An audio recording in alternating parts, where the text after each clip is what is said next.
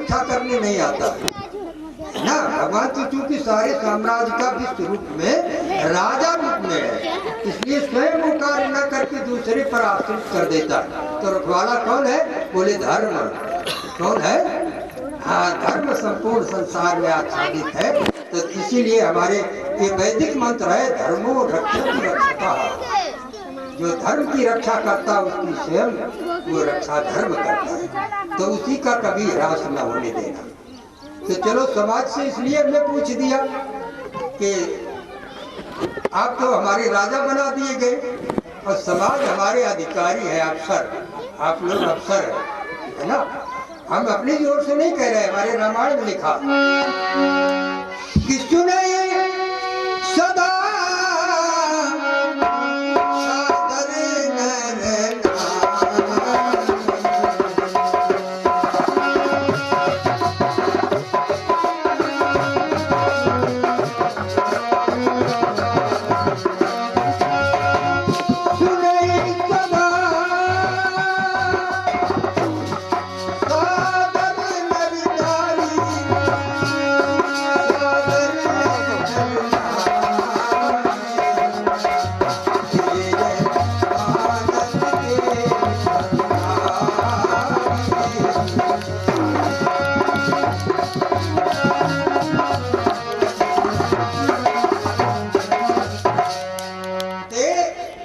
सदा सादर नर नारी। जो भी नर हो या नारी हो, आदर पूर्वक भगवान की कथा को सुनते हैं। कैसे सुनते हैं? आदर पूर्वक। ते मानी वे सब, सातों ते वे सब। ये मानस के जो स्वामी तुलसीदास जी ने अपने मानस के लिए लिखा, लेकिन यहाँ मानस तब तो था, लेकिन यहाँ मानस क्या है? यहाँ तो मानस तो ये पांडाल है, वही इसके अधिकारी है। अधिकारी मानी, अधिकारी माने अफसर, अधिकारी का चौकीदार प्रकार। अरे जिलाधिकारी, जिला का जो अफसर होता है उसको जिलाधिकारी बोलते कि चौकीदार को कह दिया ना। अधिकारी माने अफसर। हमारा समाज जो बैठा वो हमारा अफसर है, और हमको गोस्वामी तुलसीदास जी ने बहुत छोटा पद दिया। क्या कहा? चौकीदार। क्या कह दिया? सबसे छोटा पद चौकीदार होता है कि जे ये चरित्र समारे ताल चतुर रखवारे। जो भगवान के चरित्र को संभाल के गाते हैं, कोई त्रुटि नहीं आने देते है ना, त्रुटि नहीं आने देते हैं, तो वो ये ताल इस समाज के होशियार रक्षक है, रखवाले। रखवाले कौन? चौकीदार। रखवाली कौन करता है? अरे चौकीदार। ये अफसर रखवाली करता है, चौकीदार ड्यूटी लगा दिया जाता है। देखो तो हम हैं चौकीदार, हमारा समाज हमारे अफसर, आप हमारे राजा। और चौकीदार गड़बड़ कर जाए, अफसर न देखे, राजा भी न देखे, तो क्या होगा? हाँ, गड़बड़ हो जाएगा। इसलिए देखना जरूरी है। परंतु हमको तो याद रहना पड़ता, क्योंकि एक पद हमको भी बड़ा मिल गया गुरु का, इसलिए हम तो याद ही रखते हैं। अंदाजों कल संध्याकालीन समय में आप लोगों ने श्रवण किया कि नैमिष सारण में 88 शास्त्र ऋषिवृंदों के बीच में बैठे हुए सूर्य भागवत के महात्म की कथा सुना रहे थे। महात्म को उन्होंने सुनाया, जिसमें ज्ञान वैराग्य पुनः जागृत हो गए, पुनः संजीवित हो गए, क्योंकि निश्वसन क्रिया से रहित थे, अर्थात मृत के समान थे, वो जागृत हो गए और भक्ति को भी शक्ति मिली। यहाँ तक की कथा सुनी। उसी समय सूत जी से शौनक ऋषियों ने प्रश्न कर दिया। हमारे भागवत पुराण में लिखा है के विशुद्ध्यन्ति वदन्तु सप्ता कथा।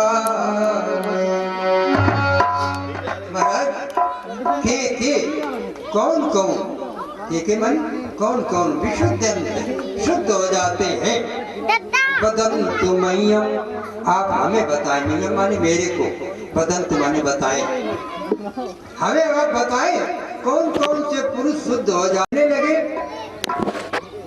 कि पापी से भी पापी पुरुष, माता पिता को कष्ट देने वाला पुरुष, मांस मदिरा का सेवन करने वाला पुरुष, वैश्यागामी पुरुष और चोरी डकैती करने वाला पुरुष, ये भी इस भागवत को यदि सुन लेते हैं और फिर आगे से वो कार्य नहीं करते हैं तो वो तर जाते हैं, ऐसा बताया।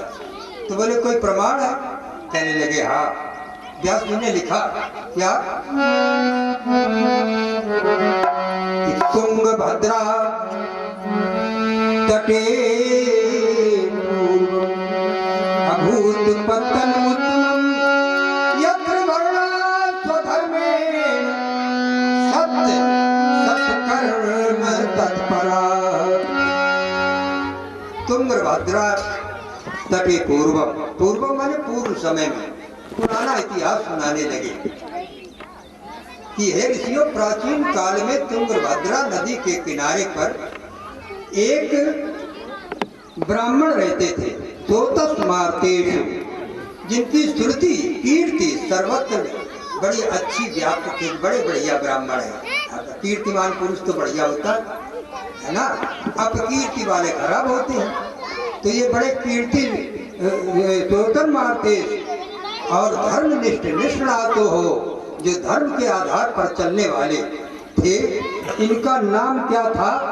आत्मदेवः पुरे तस्मिन् सर्ववेद विशारद। महाराज जी ने लिखा उनका नाम था आत्मदेवा, आत्मदेव। पूरे तत्र उस नगर में जो रहते थे ये कैसे थे?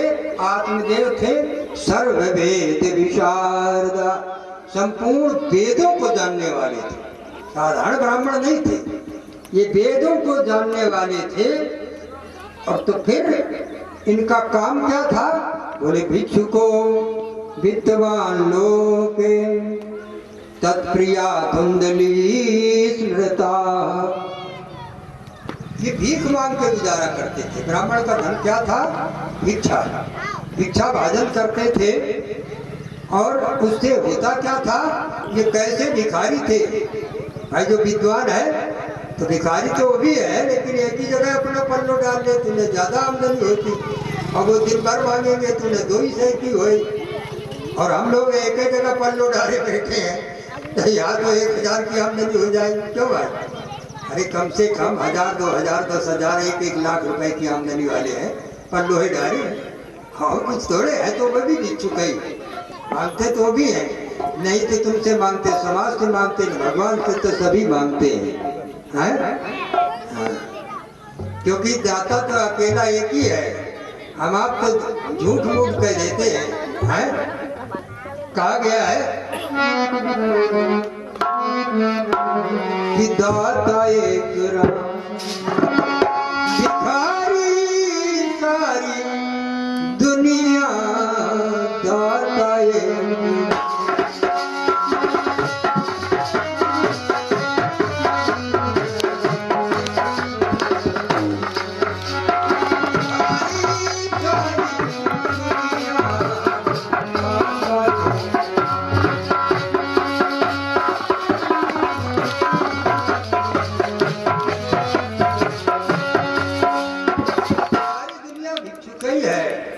सभी मांगते हैं, भगवान से कौन नहीं मांगता है, और भगवान सबको देते भी हैं, लेकिन देने में थोड़ा फर्क होता है।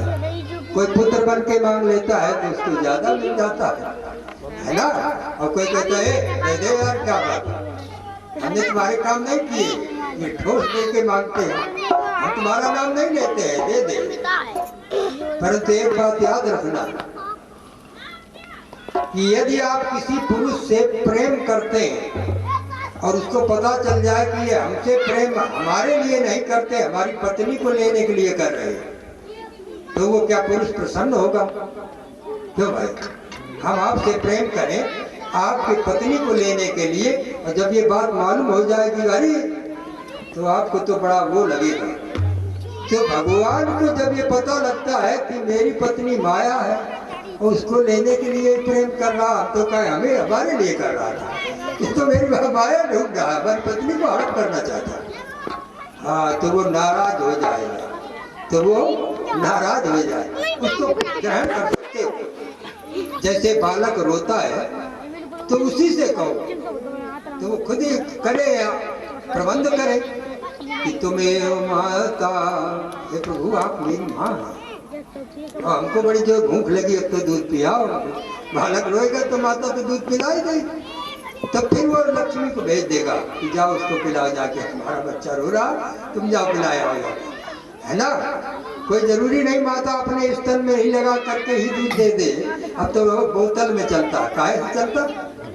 हाँ, बड़ी प्रक्रिया है। बालक का जन्म हुआ, बस बोतल लगा दी गई, इसका परिणाम जानते क्या होगा? भविष्य में आगे चल के, अभी आप बोतल पिलाती हैं, आगे चल के वो खुद बोतल पीने लगता है। न डालो, क्योंकि बोतल तो तुम माता ही पिता पिलाते रहे हैं, अब पीने लगा तो क्या खराब हो गया। तब तुमने जाने क्या भर भर पिलाया, उसको तो पता नहीं था उस समय क्या पिला रहे थे, कभी मीठा कर दिया, कभी खट्टा कर दिया, इसे पिलाते रहे। लेकिन आज वो मीठा खट्टा तीखा सभी मिलके वो पीता है। तो इसलिए इसका निराकरण करने के लिए तो उस समय, अब देखिए हम निवेदित कर रहे थे कि ये आत्मदेव नाम के ब्राह्मण थे, तो ये तो वेद विशारद थे, एक ही जगह पर फट्टा डाल के काम करते थे, तो इनके पास धन काफी हो गया। क्या हो गया? धन काफी हो गया, क्योंकि ब्राह्मण जो भिक्षुक होता है, भिक्षा मांगता है, वो उनके लिए 5 घर और 7 घर तक का ही नियम है। 7 घर के बाद में अगर भोजन नहीं मिलता है तो उसे भूखा ही सो जाना पड़ेगा, और तो फिर 7 घर में तो अन्न नहीं मिला तो गड़बड़ है। लेकिन हम लोग जो है 70 घर को ले लेते। कितने घर को? हाँ, 700 का, 7 की जगह 7, क्योंकि हम कहीं फट्टा डाले बैठे। तो ये भी बड़े विद्वान पुरुष थे, तो इनके पास काफी धन हो गया। और इनकी पत्नी थी, उनका ऐसा बताया गया धुंधली। धुंधली शब्द समझ लो कि जब धुंधली रात होती तो दिखाई नहीं पड़ता है। धुंधले में नहीं दिखाई पड़ा, यार तुमने पहचान नहीं पाओ, तुम हाथ छुटा लो गौछा, तो कहोगे भाई धुंधली उस समय धुंधला था तो नहीं दिखाई पड़ा। धुंधली नाम ही बड़ा खराब, जिसको कोई चीज दिखाई न दे। अब ये धुंधली किसको आई थी? बोले कैकेयी को। धुंधली आंखों में आ गई। कहाँ से आई ये? देख ये कहाँ से आंधी उठी थी धुंधली वाली? भाई ये उठी थी उस समय इसी की ही दासी, जो अत्यंत प्रिय दासी थी, उसी से ही उठने वाली इसकी आंखों में आ गई। तो धुंधली नाम की इनकी भी पत्नी। अंतर कितना हो गया? ये जितने धार्मिक पुरुष थे, पत्नी ही उसकी उतनी ही कर्कशा थी। केर बेर का जोड़ा। कैसा जोड़ा हो गया? केर बेर का।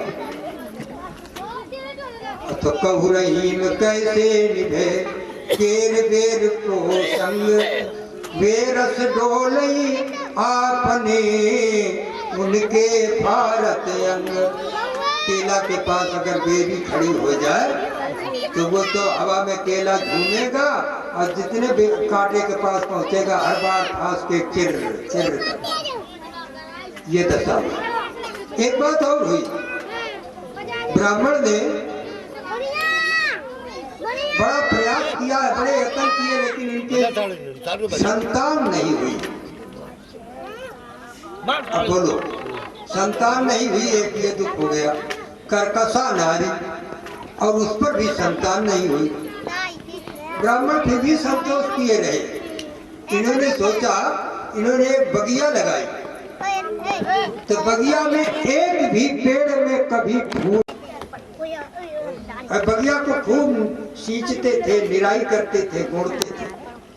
निराई करने के घास निकलती थी, दूसरे की गाय भैंसों को डालते थे। एकाएक विचार किया एक गाय पाल लें, और हम अपना बगिया तो छीलते ही रहते हैं। एक गाय पाल ली, उसको खूब घास हरी हरी दूध चरा चरा के खिलाते रहे, लेकिन गाय भी नहीं कभी फली, वो भी बहला चल गई। अब ब्राह्मण ने सोचा कि हमें बहुत कोई प्रायश्चित लगा हुआ है, जिससे न पत्नी के कोई संतान है, कोई फल है, न पेड़ में कोई फल है, न ही गाय से कोई फल प्राप्त। अभी तो समय कोई रास्ता नहीं है, कोई साधन नहीं है। तो एक बार महाराज जी ने लिखा, एकदा साधु जो दुखद ग्रहम त्यक्ता वनम गता। एक बार वही ब्राह्मण जब दुख में आ गए, दुख सहन नहीं हुआ, तो इन्होंने सोचा क्योंकि अब बिना संतान के कैसे रहेंगे, तो ऐसा विचार करके ये चल दिए वन में गए। फिर सोचा कि प्राण कैसे त्यागे, तो नदी के किनारे पर पहुंचे। नदी में कूद के प्राण त्यागना चाहते थे। उसी समय एक सन्यासी जी आ गए। सन्यासी जी ने जब देखा तो हाथ जोड़ के ये ब्राह्मण ने प्रणाम किया, क्योंकि जगत गुरु ब्राह्मणा, ब्राह्मण गुरु सन्यासी। प्रणाम किया और कहने लगे कि ब्राह्मण तुम दुखी हो, तुम तो रोते हो, तुम्हारी आंखों में आंसू है। कहा हाँ महाराज, क्यों? कहा महाराज हमारे कोई संतान नहीं। तो संतान क्या बढ़िया चीज है। हमारे भागवत पुराण में लिखा, संतति सगरो दुख रे मुंचा कुटुंबांता संन्यासे परमं सुखम। संतति संतान के द्वारा सगरो दुख। सागर गर माने होता है विष, विष के समान दुख होता है। संतान से कैसा दुख है? विष के समान। जितने टाइम गर्भ में बालक आया दुख शुरू हो गया, पता नहीं जाने का है कैसे पैदा हो। पैदा होने में भी माताएं मर जाती हैं। पैदा होने के बाद में तो पिता के ऊपर बीत जाए, तो धन पे बीते, पता नहीं कैसा आवे, आफत की आफत लगी रहती।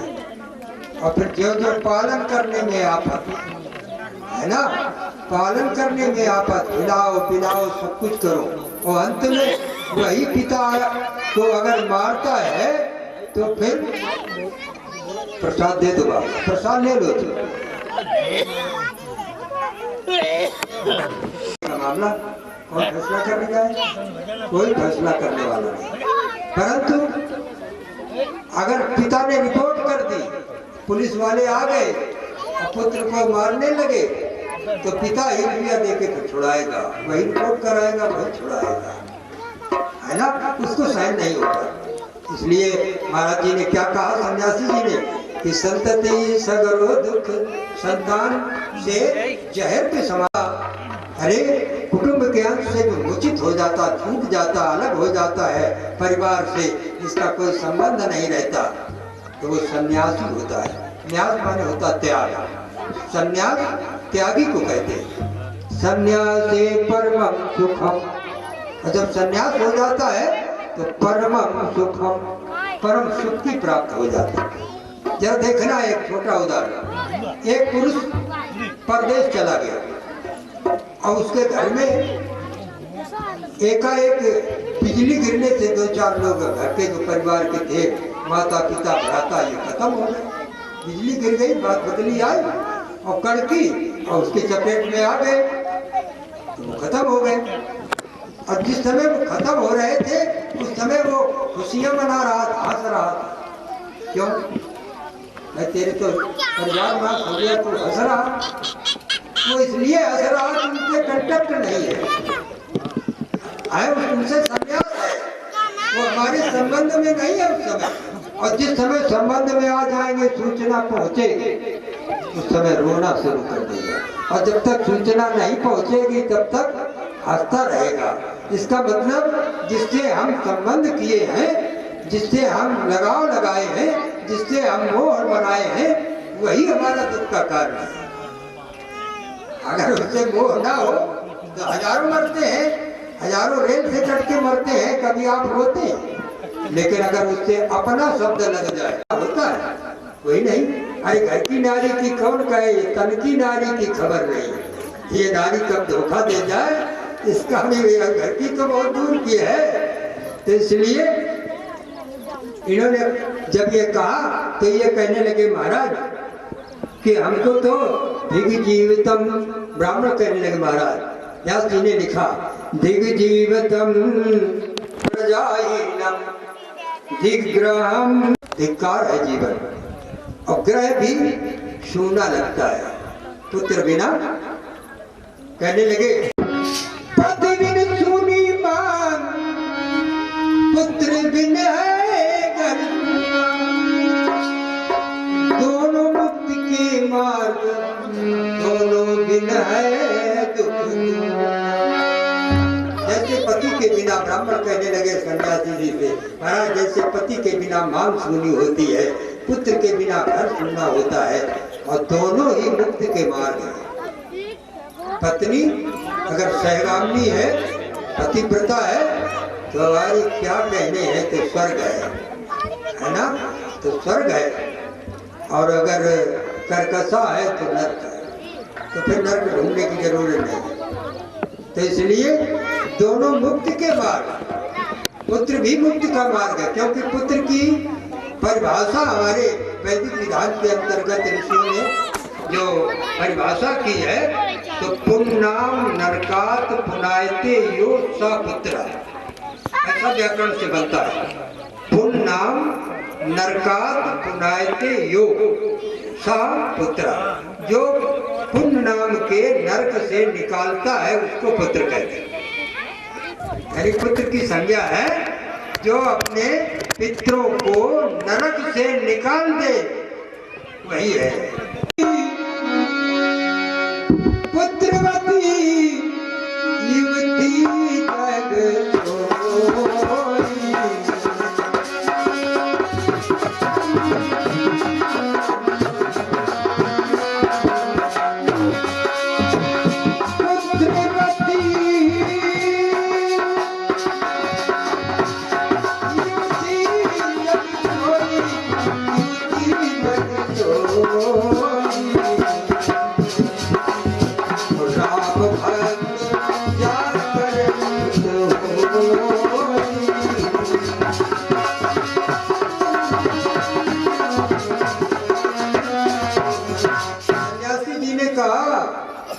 पुत्रवती युवती जग सोई, संसार में वही नारी पुत्रवती कहलाने की अधिकारिणी है जिसका बेटा राम का भक्त हो, है ना।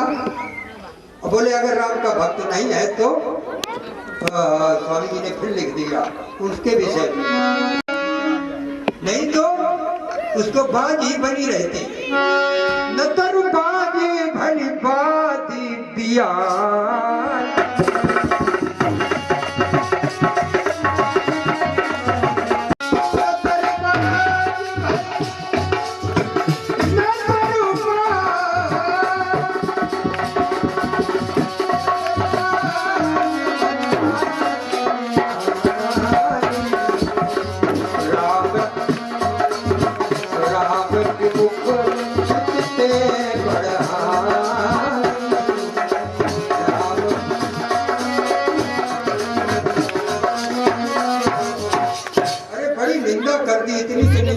संसार में किसी कवि ने की नहीं नारियों की। क्या कहने लगा, अगर लड़का उसका राम भक्त नहीं है और राम के पिता वो नारी के लड़का ना होता, बांझ रहती, लड़का बच्चा कुछ ना होता, तो वो श्रेष्ठ क्या लिख दिया, नारी कभी ब्याती है, ब्याता तो पशु है, कौन ब्याता है। तो हमारी माता को पशु की संज्ञा मिलती है अगर हम राम के भक्त नहीं है, है ना। तो उसको बयाना बताया, जो राम से विपरीत है भगवान से, तो वो तो बेकार बयान हो गए। उसकी माता बेकार बयानी थी, उससे तो भान बनी रहती वो, ऐसा लिखती। तो उस समय सन्यासी जी को जब उपदेश बहुत दिए, लेकिन जिसके जो भूत सवार होता वो साधारण छूटता थोड़े। तमाम भागवतें होती, एक से एक विद्वान पंडित ज्ञान का प्रसारण करते हैं, लेकिन उसने नहीं किया। हमें ऐसे कभी कभी आड़ फेर में कर देते, बताते हो भी नहीं कि ये बहुत कीमती चीज है, आड़ फेर में करते रहते हैं। आपका ये बताओ तुम क्या करना, क्या पूछना चाहते हो। तो ऋषि ने क्या पूछा,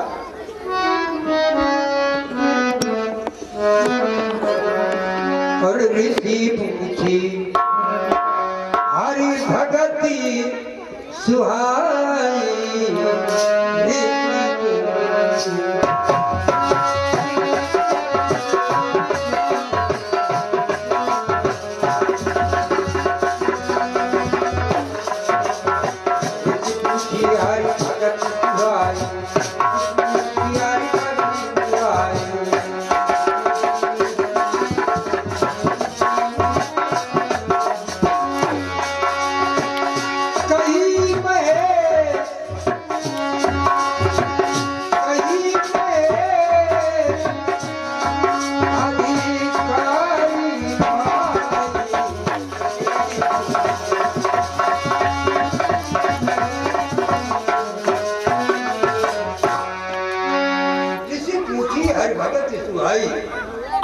भरद्वाज मुनि भगवान शंकर से कहने लगे महाराज भक्ति सुना दो।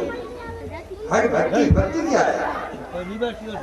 शंकर जी ने कहा ये तो इन्होंने ऐसी बात पूछी तो बता ही नहीं जाता है ना। जैसे गुरु प्रदत्त मंत्र नहीं बताया जाता, गुरु परंपरा में दिए जाने वाले मंत्र सबको नहीं बताए जाते, तो इसलिए इन्होंने पूछ दिया आप क्या करें? बोले कहीं शंभु अधिकारी पाए। तो देखा ये अधिकारी है, इसके तब भक्ति का निरूपण किया। तो हम लोग भक्ति का निरूपण कैसे करें? तो जिसके जो भूत सवार होता है वो उसी से इसकी पूर्ति होती तभी वो ठीक हो पाता है ना। वो वैसे झूठे भले कह दे और खुद से जो अपना संकल्प करके त्याग करता तो त्याग होता है, वैसे कहने से नहीं होता। कितने भी विद्वान लगे रहे, कितना भी समझाते रहे, असर तो पढ़ना तो आप ही को, मंदिर तो आप ही को चलना है। आप जब चलेंगे नहीं हम कितना भी कहते। तो जब ऐसे कहने लगे तो ये ब्राह्मण कहने लगे महाराज आप ज्ञान तो बढ़िया करते लेकिन हमारे ऊपर तो भूत संतान का सवार है और आपके ऊपर भूत ज्ञान का सवार है। तो आप सन्यासी हो गए, हम गृहस्थी हो गए। तो महाराज ऐसा करो, आप सन्यासी है, जगत गुरु ब्राह्मण, ब्राह्मण गुरु सन्यासी, ब्राह्मण का गुरु सन्यासी होता है। तो आप हमारे गुरु परंपरा में ऐसा करो। गुरु जी